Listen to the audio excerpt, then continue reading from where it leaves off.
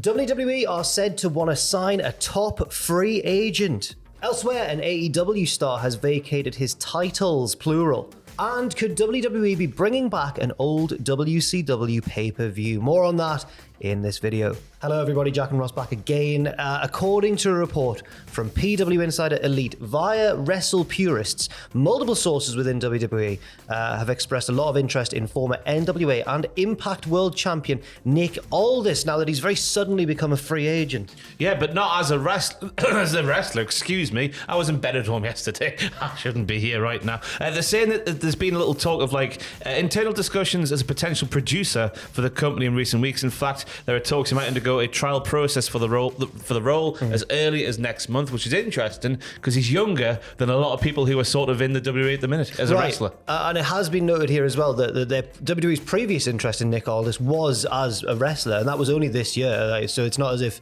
they've suddenly gone, actually, no.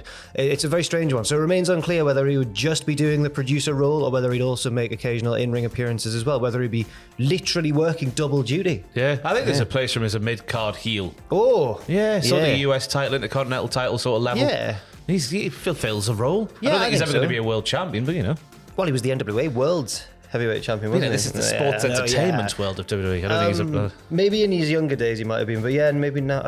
You're right, though. He's younger than you think, isn't he? I think he's like 36, I think I saw. Yeah. It's a strange one because obviously he's got all this experience now in multiple different promotions and gladiators, doing all the different types of Maybe that's the key to the kingdom. Okay. Make him a gladiator. Yes. And I'm sure he's got like an absolute wealth of experience to draw upon. Also, I mean, I feel cheap always linking the two of them in stories, but could this mean that Mickie James is going to appear as well?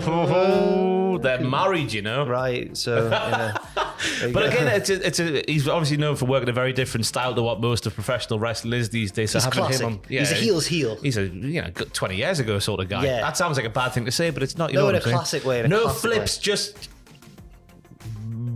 ballet. Flips, just ballet. I was trying to think of it. You know, he's lovely around the ring, isn't he? Yeah. He's very graceful, very technically proficient, just like a ballet dancer. Yes. Now, AEW and Ring of Honor star Rey Fenix has announced that he's going to be relinquishing two of his Mexican titles, the AAA Cruiserweight title and the Latin American Championship as well, due to international commitments. And then he made quite a whimsical statement about it. Hello, everyone. This is Rey Fenix, or just Phoenix is known in AAA. I am here to provide some news that make me really emotional, but I have to break the news. About a year ago, I won the AAA Cruiserweight and Latin American titles. Across my career, I pushed myself to be a better performer, and at that time, there was nothing stopping me from being a double champion. Unfortunately, due to international commitments, it's very difficult to have to work the rhythm with the AAA. Because of this, I'm officially relinquishing the AAA Cruiserweight and Latin American Championships. I think from now on, whenever someone's saying that they can't work a regular schedule anymore, they should say it's hard to have a work rhythm. I love that as an work expression. rhythm, aye. It's hard to have a work rhythm with AAA anymore. And I felt quite sad reading that. I was like, feels like he wants to be able to, but he just can't. Yeah, I wonder what his international commitments is. Is that just AEW and Ring of Honor? Is that just an increased, Maybe, yeah. One thing we noticed this week at work, and please do, if anything's been announced and you've seen anything, let us know in the comments, but look, do our job for us, essentially. The Ring of Honor pay-per-view coming up, I think, this weekend, and there's just nothing, there's no... Well, they've got the TV on Thursday. 74 matches will be announced then. I know, like, what are they gonna do? Do that. Right, I mean, that's what they will do.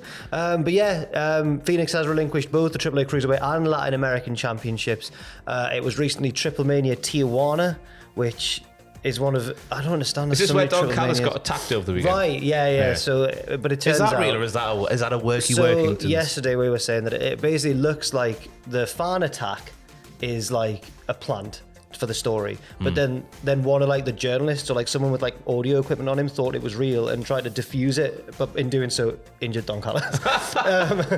It's like I said, it was like if when Adam Pacitti was WCPW general manager, if like we'd planted a fan in a press conference to attack him and then Fraser had been in the media section and gone, I need to stop this, and he'd like jumped in. Well, let me stop you there.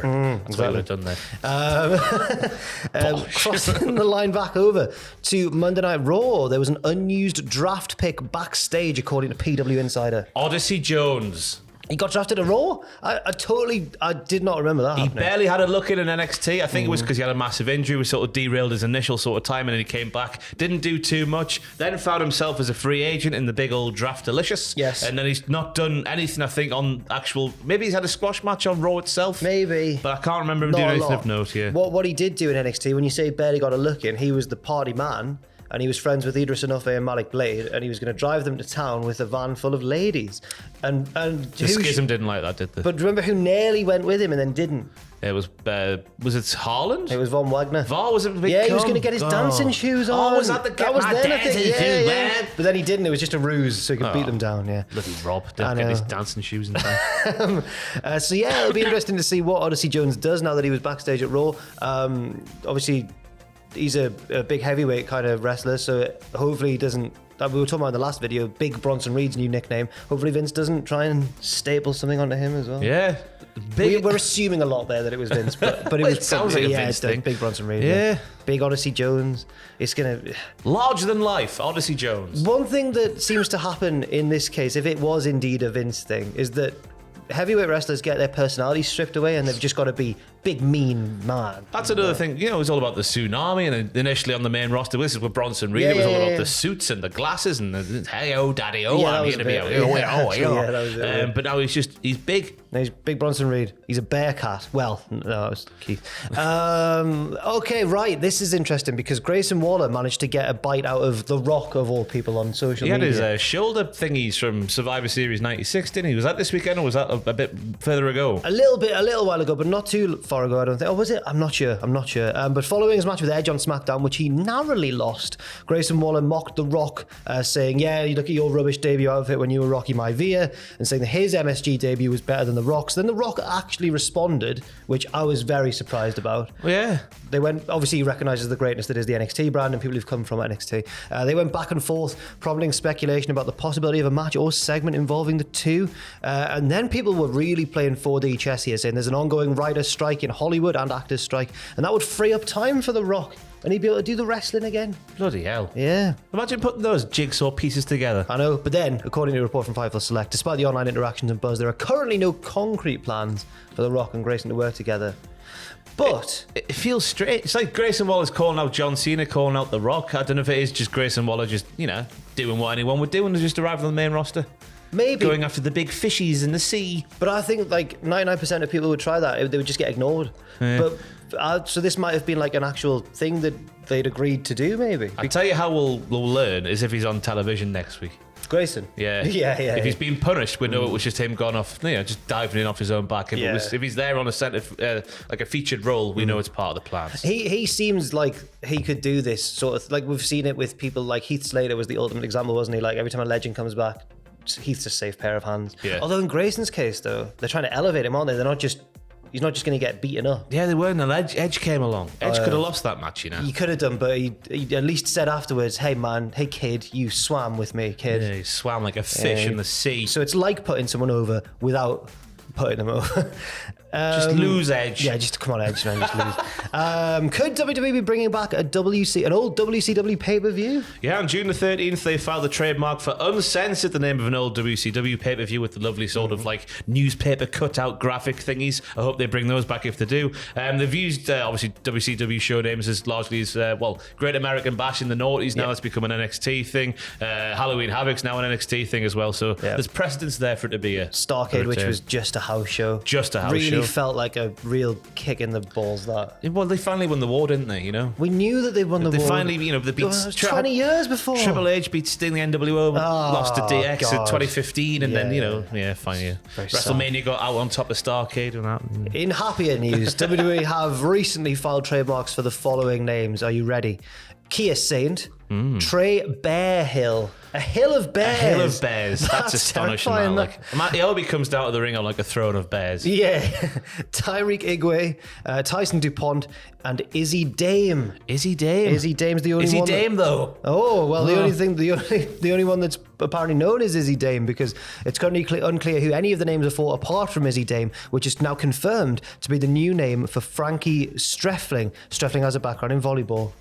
Fair enough. Yes, there we go. Some new NXT names to. I'm looking forward to Trey Bearhill. Trey Bearhill's got to be a big boy. Oh yeah. Maybe shame the Tank came around like when he did, because Tank's a Trey Bearhill. He could be Trey Bearhill, but there can be loads of Trey Bearhills. We're gonna have loads. There's a sea of big men. Yes. Maybe they should call Bronson Reed Trey Bearhill. We can't just just give the big back to Big E, because this can't stand. You can't just. But what about Trey Bearhill, whoever it's meant to be? I don't care. Who are Trey? He's not even a thing yet. We will be. You can't have two bigs on the same roster. It doesn't work. Bearhill. His town isn't big enough for these. AEW has got bigs. 2 cages and 2 pages. Whoa. 2 cages and 2. Spitting You can tell bars. see how confusing that is. It is confusing. It's disgusting.